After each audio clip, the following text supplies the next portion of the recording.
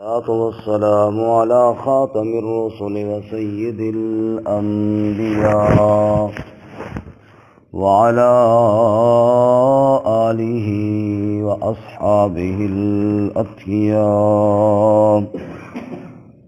أما بعد فأعوذ بالله من الشيطان الرجيم. بسم الله الرحمن الرحيم.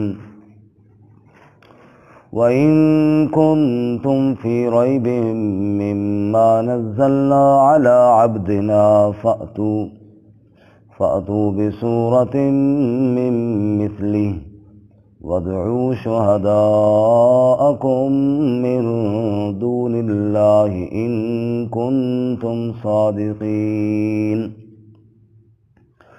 فإن لم تفعلوا ولن تفعلوا فاتقوا النار التي وقودها الناس والحجارة أعدت للكافرين.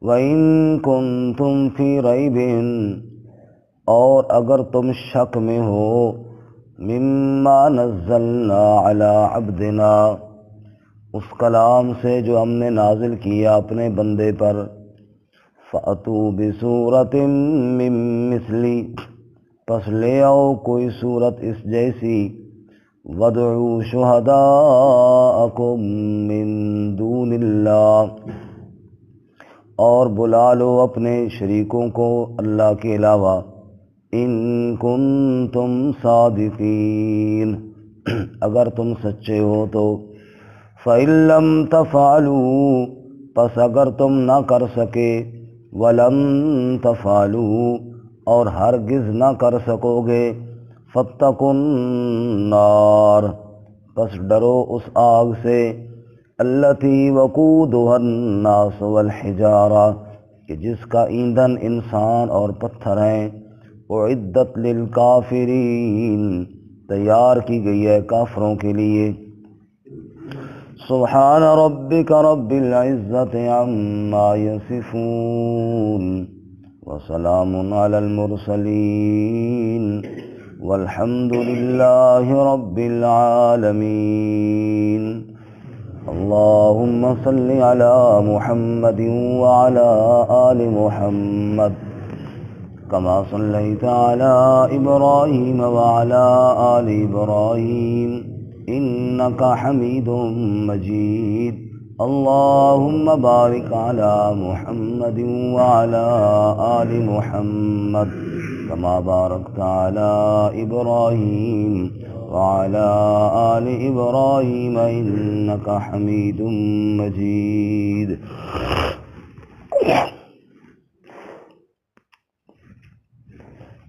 معزز سامعین،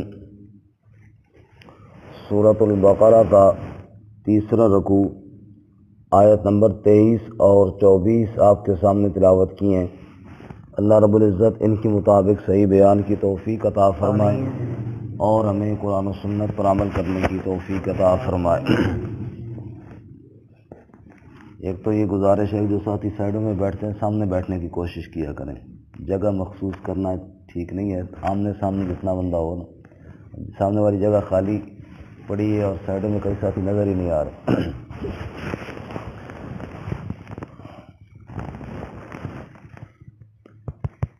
گزشتہ سبق میں آپ حضرات نے سنا اللہ رب العزت نے تمام انسانوں کو اپنی عبادت کا حکم ارشاد فرمایا اور اس پر عقلی دلائل ارشاد فرمائے۔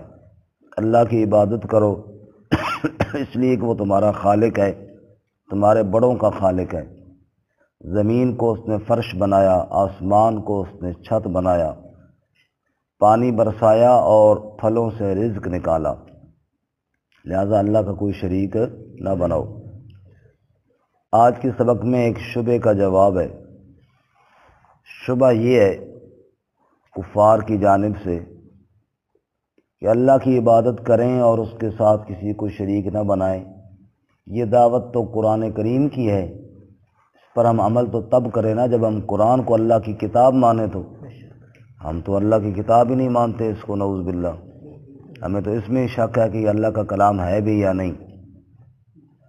اس پر اللہ تعالیٰ نے ان کو چیلنج دیا، اگر تمہیں قرآن کریم کے منزل من اللہ ہونے میں کوئی شک اور شبہ ہے تو تم بھی اس جیسی ایک صورت بنا کر لے آؤ، اور جس کو مرضی ہے بلا لو معاون کے طور پر، مددگار کے طور پر۔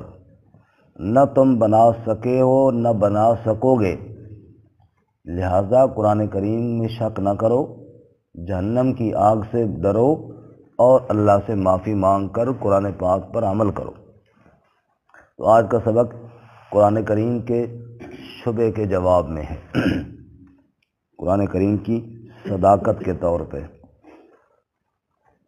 فرمایا وَإِن كُنتُمْ فِي رَيْبٍ، اور اگر تم ریب میں ہو، شک میں ہو، حالانکہ شروع میں اللہ بتا چکے ہیں کہ ذَلِكَ الْكِتَابُ لَا رَيْبَ فِيهِ، اس کتاب میں شبہ نہیں ہے، اس میں شک نہیں ہے۔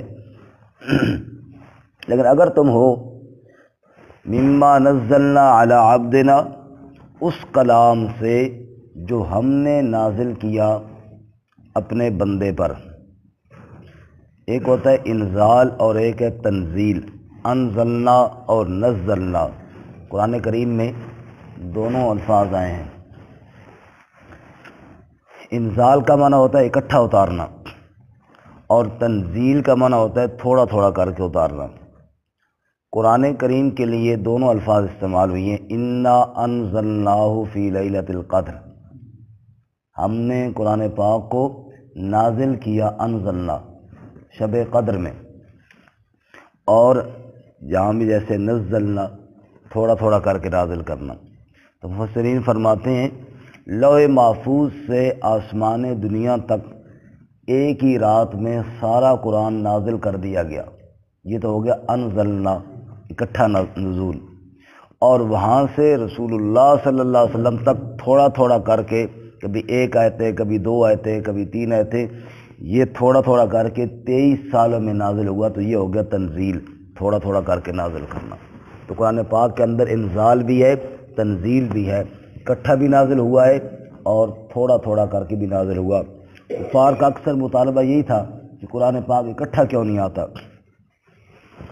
اس کا جواب اللہ تعالیٰ نے کئی مقام پر دیا، مثلا ایک جگہ سورہ فرقان میں اللہ تعالیٰ یوں فرماتے ہیں کہ اے میرے محبوب کذالک لنثبت بہ فؤادک ورتلناہ ترتیلا، یہ کہتے ہیں اکٹھا قرآن کیوں نہیں آتا، حالانکہ یہ جب آپ کو تانے دیتے ہیں، آپ پر الزام لگاتے ہیں، کبھی شاعر کہتے ہیں، کبھی ساحر کہتے ہیں، کبھی مجنون کہتے ہیں، نعوذ باللہ، اور ان کی باتوں سے اور ان کے افعال سے آپ دکھی ہوتے ہیں، تو ہم آپ کے سینے پر، آپ کے دل پر 1-2 آیتیں نازل کر کے سکون عطا فرما دیتے ہیں۔ تو یہ قرآن پاک کی تھوڑا تھوڑا کرنے کی ایک حکمت یہ بھی تھی کہ رسول اللہ صلی اللہ علیہ وسلم کے لیے روزانہ وہی آ جاتی، آپ کے دل کو تقویت اور سکون مل جایا کرتا تھا۔ تو بارکہ فرمایا کہ وَإِن كُنتُمْ فِي رَيْبٍ مِّمَّا نَزَّلْنَا عَلَىٰ عَبْدِنَا، اگر تم شک میں ہو اس سے جو ہم نے نازل کیا اپنے بندے پر، فَأْتُوا بِسُورَةٍ، بس لے آؤ تم بھی کوئی صورت، مِن مِثْلِهِ، اس جیسی ہو، اس جیسی فصاحت میں، بلاغت میں، صداقت میں قرآن جیسی ہو، لے آؤ بھی تم بھی کوئی بنا کر لے آؤ، تم بھی تو عربی جاننے والے ہو نا۔ اہل عرب بڑے شعر کہنے والے تھے، اور بچے تو بڑے رہے، بچے بھی ان کے اشعار کہا کرتے تھے، اور جب بھی کوئی شاعر اپنا کلام بہت اچھا لکھتا تو وہ لٹکا دیتا تھا بیت اللہ کے اوپر، چونکہ حج کے موقع پہ وہاں اجتماع ہوتا تھا کہ لوگ پڑھیں گے اور کہیں گے ماشاءاللہ زبردست اشعار کہیں،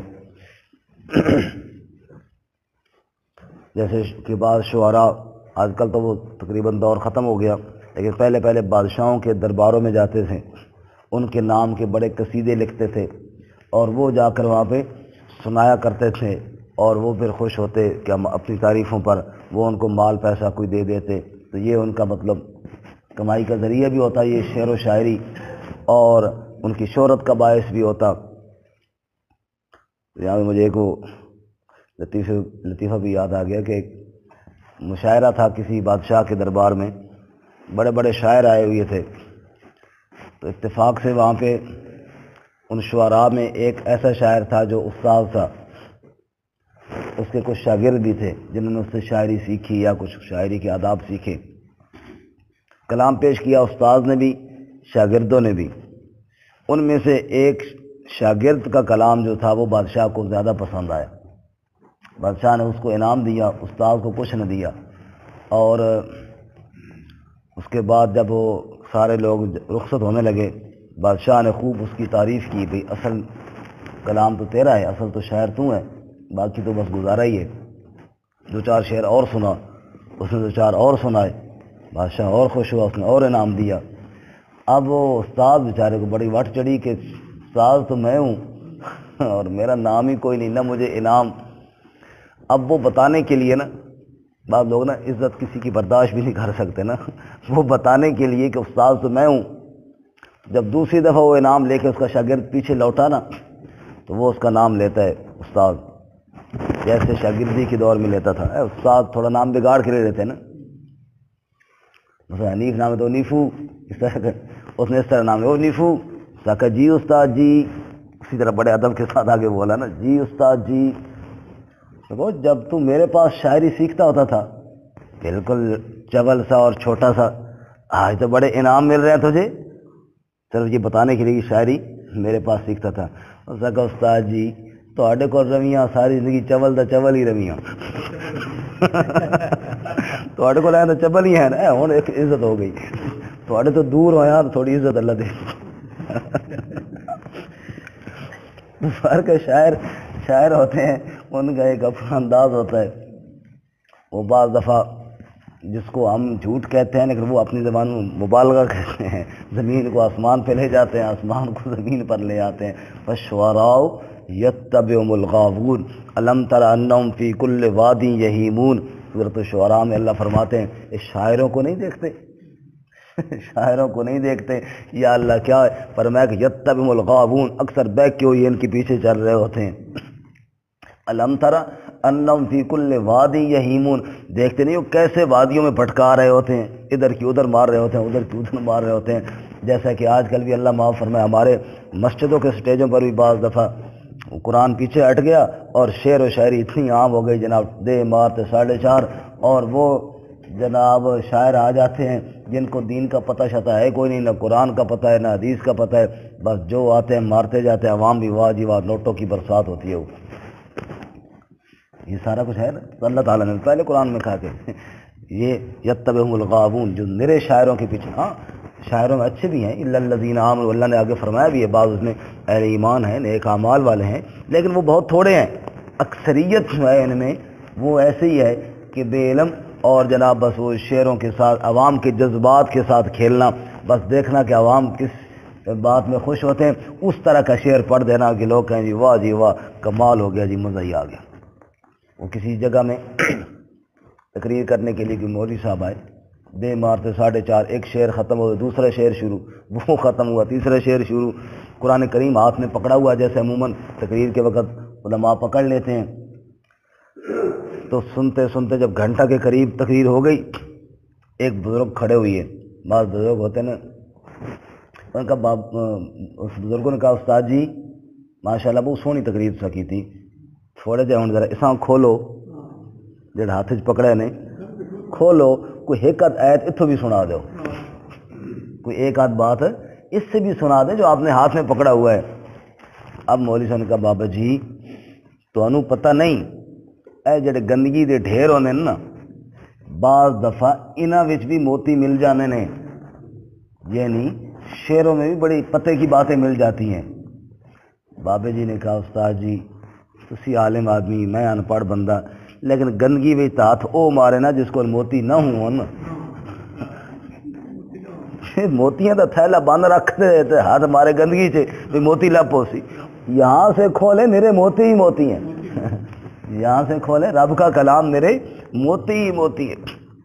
کچھ یہاں سے بھی سنائیں، خدا کا خوف کریں، اللہ تعالیٰ کا کلام ہاتھ میں پکڑا ہوا ہے، اللہ کے نبی کے ممبر پہ بیٹھے ہوئی ہو، کچھ اللہ کا کلام بھی سناؤ ہمیں۔ تو آج علامہ اقبال مرحوم نے کیا کہا تھا کہ وہ زمانے میں معزز تھے مسلمان ہو کر، اور ہم کیوں خوار ہوئے تارک قرآن ہو کر۔ آج ہم نے قرآن کو چھوڑ دیا، باقی جگہ تو رہی اپنی جگہ پہ، مسجدوں میں بیان کرنا چھوڑ دیا۔ مسجدوں میں قرآن نہیں بیان ہوتا، مسجدوں کے اندر قرآن کا بیان چھوڑ دیا اور قرآن پاک سے امت کو دور کر دیا، اور پھر یہی وجہ ہے کہ جہالت کے جناب توق گلے میں پڑے ہوئی ہیں، اور جس کا جی آتا ہے ادھر ہی چلا جاتا ہے۔ جب تک کتاب الہی کے قریب لوگ نہیں ہوں گے ایمان پختہ نہیں ہوگا۔ موسیٰ علیہ السلام کے ساتھی تھے نا، موسیٰ علیہ السلام کے ساتھی موسیٰ علیہ السلام کے ساتھ جا رہے تھے، دریا پار کیا، اپنی آنکھوں سے دشمن کو غرق ہوتا دیکھا۔ یہ کوئی تھوڑی بات تھی، لیکن آگے جب گئے دیکھا کچھ لوگ بتوں کی پوجا کر رہے ہیں، تو کہنے لگے یا موسیٰ اجعل لنا الہا کما لہم آلہہ، موسیٰ اس طرح کا کوئی خدا سانوں میں بنا دے۔ سمجھ آئی؟ اور جب موسیٰ علیہ السلام طور پر گئے تو پیچھے سامنے بچڑا نکالا تو وہ اس کے سامنے جھک گئے۔ علماء یہاں پہ ایک بڑی نکتے کی بات فرماتے ہیں، موسیٰ علیہ السلام کے طور پہ گئے، تورات لینے گئے تھے نا، جب دریائے کلزم کو پار کیا کتاب نہیں تھی، جب وہ بت دیکھے اور کہنے لگے ہمارے لیے معبود بناؤ، کتاب نہیں تھی ابھی۔ اسی طرح جب بچھڑے کو معبود بنایا، ابھی کتاب ان کے پاس نہیں آئی تھی۔ فرماتے ہیں کتاب کے بڑے اثرات ہوتے ہیں، جو اللہ کی طرف سے رکا اور خط آتا ہے نا، اس میں بڑے اثرات ہوتے ہیں۔ ایمان میں پختگی کتاب اللہ سے آتی ہے، اور اللہ فرماتے ہیں اتل ما اوحی الیک من الکتاب واقم الصلاۃ، اے میرے محبوب صلی اللہ علیہ وسلم کتاب الہی کی تلاوت جاری رکھ، اور لوگوں سے کہ نماز بھی قائم رکھیں۔ نماز کے ساتھ تعلق بڑھتا ہے، لیکن اللہ کی کتاب کے ساتھ ایمان بڑھتا ہے۔ سورہ انفال میں کیا فرمایا؟ اذا تلیت علیہم آیاتہ زادتہم ایمانا، میرے بندے وہ ہیں جب میری آیتیں ان کے سامنے پڑھی جائیں نا ان کا ایمان بڑھ جاتا ہے۔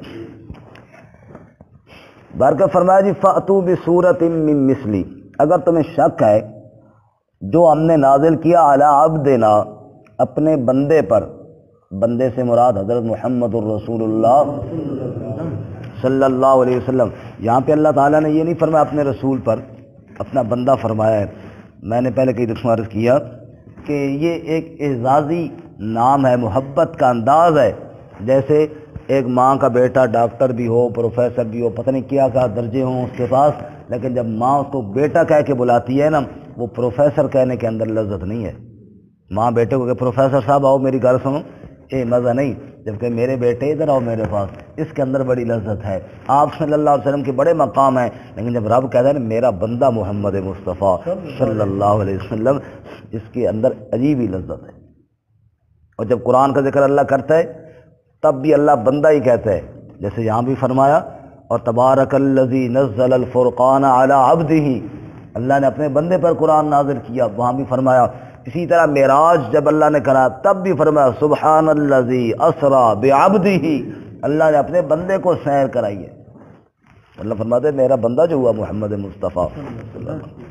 وَإِن كُنتُمْ فِي رَيْبٍ مِّمَّا نَزَّلْنَا عَلَىٰ عَبْدِنَا، اگر تم شک میں ہو اس سے جو ہم نے نازل کیا اپنے بندے پر، فَأْتُوا بِسُورَةٍ مِّن مِّثْلِهِ، پس لے آؤ نہ کوئی صورت اس جیسی، اس جیسی ایک صورت تم بھی بنا کر لے آؤ نا اگر تمہیں کوئی شک ہے۔ قرآن کریم میں صداقت قرآن کے چیلنج اللہ نے 4 دفعہ دیے۔ آپ دیکھیں جی 15واں پارہ، سورت کا نام ہے سورہ بنی اسرائیل، سورہ اسراء بھی کہتے ہیں، سورہ بنی اسرائیل بھی کہتے ہیں۔ صفحہ نمبر ہے 263، آیت نمبر ہے 88، آیت نمبر 88، صفحہ نمبر 263، سورہ بنی اسرائیل یا سورہ الاسراء 88، آیت نمبر 88۔ فرمایا قُلْ لَئِنِ اجْتَمَعَتِ الْإِنسُ وَالْجِنُّ، قُلْ لئن اجتمعت الانس والجن علی ان یأتوا بمثل هذا القرآن لا یأتون بمثلہ۔ اے میرے محبوب صلی اللہ علیہ وسلم آپ فرما دیجئے اگر اکٹھے ہو جائیں انسان اور جن اس بات پر جمع ہو جائیں علی ان یأتوا بمثل ھذا القرآن کہ ہم سارے مل کر اس قرآن کی کوئی مثل لے آئیں گے، لا یأتون بمثلہ، سارے جن اور انسان اکٹھے ہو کر بھی قرآن کی مثل نہیں لا سکتے۔ تو بے شک وَلَوْ كَانَ بَعْضُهُمْ لِبَعْضٍ ظَهِيرًا، اگرچہ وہ ایک دوسرے کے مددگار بن جائیں، جن انسانوں کے انسان جنوں کے مددگار بن جائیں، پھر بھی قرآن کی مثل کیونکہ وہ سب مخلوق ہو گئے نا، جن ہوں یا انسان ہوں، اور یہ خالق کا کلام ہے۔ ایک مقام اور دیکھیں جی، سورۃ القصص ہے، 20واں پارہ ہے، صفحہ نمبر 353 353 آیت نمبر 48، 20واں پارہ سورۃ القصص آیت نمبر 48۔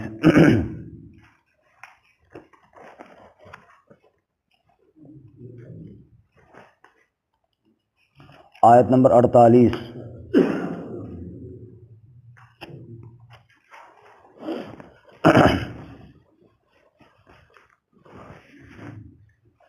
ان کے اعتراضات عجیب تھے۔ ابھی میں نے عرض کیا قرآن پاک کو اللہ نے تھوڑا تھوڑا کر کے نازل کیا، ان کا یہ بھی اعتراض تھا قرآن اکٹھا کیوں نہیں نازل ہوتا، اس لیے ہمیں شک پڑ گیا جی۔ 48 فرمایا فَلَمَّا جَاءَهُمُ الْحَقُّ مِنْ عِنْدِنَا، پس جب آ گیا ان کے پاس حق ہماری جانب سے یعنی قرآن پاک، قالوا تو انہوں نے جواب میں یہ کہا لولا اوتی مثل ما اوتی موسیٰ، کیوں نہیں ہم وہ کلام دیے گئے جیسا کہ موسیٰ علیہ السلام دیے گئے۔ تو رات اکٹھی آئی تھی نا تختیوں پہ لکھی ہوئی، قرآن ایسا اکٹھا کیوں نہیں آیا؟ لولا اوتی مثل ما اوتی موسیٰ، اللہ تعالیٰ نے بڑا خوبصورت جواب دیا۔ تم کہتے ہو کہ تورات کی طرح آتی تھی ہم مان لیتے، یہ بتاؤ تورات کو سارے مان گئے تھے؟ یہ تو مانے ہیں نا زید ہے، تورات جب اکٹھی آئی تھی اس کو سارے مان گئے تھے۔ فرمایا اولم یکفروا، کیا انہوں نے انکار نہیں کیا بما اوتی موسیٰ من قبل، اس کے ساتھ جو موسیٰ علیہ السلام دیے گئے تھے پہلے سے، قالوا سحران تظاہرا، انہوں نے تو یہاں تک کہہ دیا یہ دونوں جادوگر ہیں ایک دوسرے کے معاون ہیں۔ وقالوا انا بکل کافرون، اور واضح طور پر کہہ دیا تھا ہم تو سب کا انکار کرنے والے ہیں۔ اچھا اگر تمہیں قرآن میں شک ہے تو پھر چیلنج، قل آپ کہہ دیجئے فاتو بکتاب من عند اللہ، لے آؤ کوئی کتاب اللہ کی جانب سے، اگر قرآن پاک نہیں تمہیں پسند تو کوئی اور کتاب اللہ کی طرف سے تم لے آؤ، ہوا اہدا منہما، جو اس سے زیادہ ہدایت والی ہو تورات و قرآن سے، اتبعو میں اس کی اتباع کرتا ہوں، ان کنتم صادقین اگر تم سچے ہو تو لے آؤ قرآن سے بڑھ کر کوئی ہدایت والی کتاب، لیکن قرآن سے بڑھ کے ہدایت والی کتاب ہے کوئی نہیں۔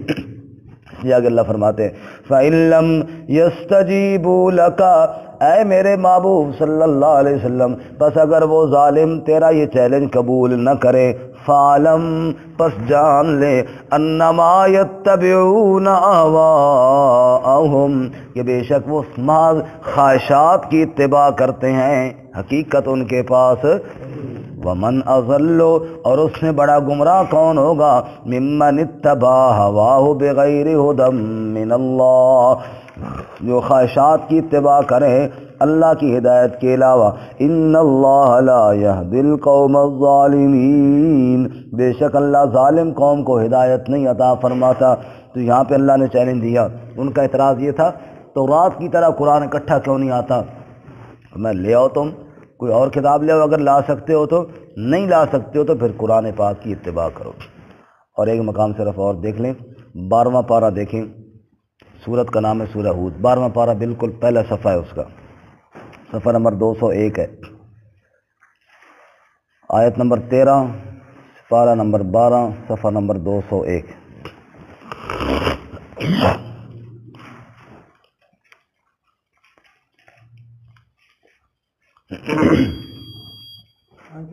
تیرہ، سورہ ہود آیت نمبر 13۔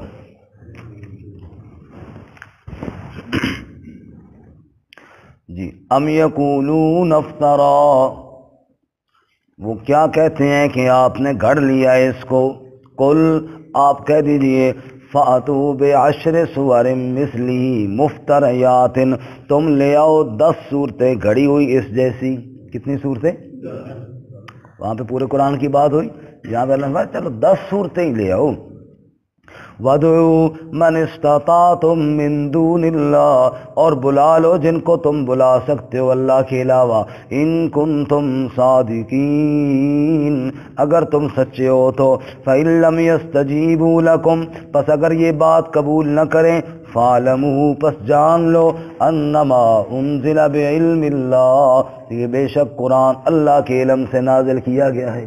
قرآن کہاں سے نازل ہوا؟ اللہ کے علم سے۔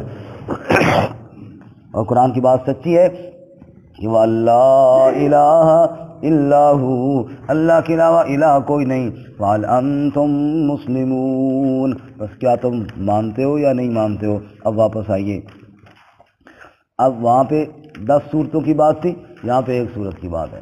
فرمایا وَإِن كُنتُمْ فِي رَيْبٍ مِّمَّا نَزَّلْنَا عَلَىٰ عَبْدِنَا فَأْتُوا بِسُورَةٍ مِّن مِّثْلِهِ، اگر تمہیں شک ہے جو ہم نے نازل کیا اپنے بندے پر، پس لے آؤ تم ایک صورت اس جیسی۔ وَادْعُوا شُهَدَاءَكُم مِّن دُونِ اللَّهِ، اپنے گواہوں کو یعنی اپنے شریکوں کو جن کی تم گواہیاں دیتے ہو ان کو بھی بلا کے لے آؤ، وہ بھی ساتھ شامل ہو جائیں۔ ان کنتم صادقین، اگر تم سچے ہو کہ قرآن سچا نہیں ہے تو لے آؤ پھر تم قرآن جیسی ایک صورت۔ فَإِن لَّمْ تَفْعَلُوا، پس اگر یہ نہ کر سکے، وَلَن تَفْعَلُوا، اور ہرگز نہ کر سکیں گے، اللہ نے ساتھ بتا بھی دیا کبھی ان سے یہ ہوگا نہیں کہ قرآن کی مثل بنائے، کہاں مخلوق کا اور کہاں خالق، جی کہاں مخلوق کا کلام اور کہاں رب کا کلام، کوئی جوڑ ہی نہیں ہے اس کا آپس کے اندر۔ فرمایا فَإِن لَّمْ تَفْعَلُوا، پس اگر تم نہ کر سکیں، وَلَن تَفْعَلُوا، اور ہرگز نہ کر سکو گے، فَاتَّقُوا النَّارَ، پس ڈرو آگ سے، دوزخ کی آگ سے ڈرو۔ کون سی دوزخ کی آگ؟ کیسی ہوگی وہ آگ؟ فرمایا التی وقودها الناس والحجارہ، اس کا ایندھن انسان اور پتھر ہوں گے۔ اس کے اندر کون جلیں گے؟ انسان اور پتھر۔ یہاں پہ ایک بڑا مشہور سوال ہے کہ پتھر کیوں جلیں گے؟ اس کے 2 جواب مفسرین نے دیے ہیں۔ پہلا جواب کہ پتھروں سے مراد وہ پتھروں کے بت ہے جو دنیا میں بناتے تھے کہ یہ ہماری مشکلیں حل کریں گے، اللہ ان کو بھی وہاں پاس رکھیں گے۔ جیسا کہ دوسرے مقام پہ اللہ فرماتے ہیں کَذَلِكَ يُرِيهِمُ اللَّهُ أَعْمَالَهُمْ حَسَرَاتٍ عَلَيْهِمْ، اللہ ان کو ان کے اعمال دکھائے گا تاکہ حسرت کرتے رہیں کہ یہ تمہارے معبود ہیں اور تم ان کے بارے میں کہتے تھے کہ ہمیں مشکلوں سے چھڑاتے ہیں، ذرا ان سے کہو نا، یہ سامنے ہے، کہو دوزخ سے نکال کے لے جائیں۔ تو یہ صرف ان کو حسرت اور افسوس دلانے کے لیے وہ پتھر کی مورتیاں بھی وہاں پر رکھ دی جائیں گی۔ دوسرا مطلب یہ ہے کہ آپ دیکھیں آگ گرم ہوتی ہے، آپ کاغذ کو جلائیں وہ بھی گرم ہے، آپ تنکوں کو جلائیں وہ بھی گرم ہے لیکن اس سے تھوڑی تیز ہوگی، آپ لکڑی کو جلائیں گے یہ اس سے اور زیادہ تیز ہوگی۔ جتنا ایندھن سخت ہوگا اتنی آگ کی گرمی تیز ہوگی۔ دنیا کی آگ جتنی تیز بھی ہو پتھر نہیں جلتے اس میں، دوزخ کی آگ اتنی تیز ہوگی کہ پتھر بھی اس میں جل جائیں گے۔ وقودها الناس والحجارہ، اس میں پتھر بھی جل جائیں گے۔ یہ آگ کی شدت، آگ کی تیزی، آگ کی گرمی کو بیان کیا جا رہا ہے۔ اللہ ہماری حفاظت فرمائے۔ اللہم اجرنا من النار، اے اللہ ہمیں آگ سے محفوظ فرما، نجات عطا فرما۔ اللہ فرمایا فتقوا النار، ڈرو اس آگ سے، التی وقودها الناس والحجارہ، جس کا ایندھن انسان اور پتھر ہے، اعدت للکافرین، تیار کافروں کے لیے کی گئی ہے، انکار نہ کرو دوزخ کے حقدار بن جاؤ گے۔ اللہ تعالیٰ ہماری حفاظت فرمائے۔ ترجمہ دوبارہ سنیں۔ وَإِن كُنتُمْ فِي رَيْبٍ، اور اگر تم شک میں ہو، مما نزلنا علی عبدنا، اس سے جو ہم نے نازل کیا اپنے بندے پر، فاتو بصورت من مثلہ، پس لے آؤ کوئی صورت اس جیسی، ودعو، اور بلاؤ، شہداءکم من دون اللہ، اپنے شریکوں کو اللہ کے علاوہ، ان کنتم صادقین، اگر تم سچے ہو تو، فَإِن لَّمْ تَفْعَلُوا، پس اگر تم نہ کر سکے، وَلَن تَفْعَلُوا، اور ہرگز نہ کر سکو گے، فَاتَّقُوا النَّارَ، پس ڈرو آگ سے، الَّتِي وَقُودُهَا النَّاسُ وَالْحِجَارَةُ، وہ آگ جس کا ایندھن انسان اور پتھر ہیں، وَعِدَّتْ لِلْكَافِرِينَ، تیار کی گئی ہے کافروں کے لیے۔ وآخر دعوانا الحمد للہ رب العالمین۔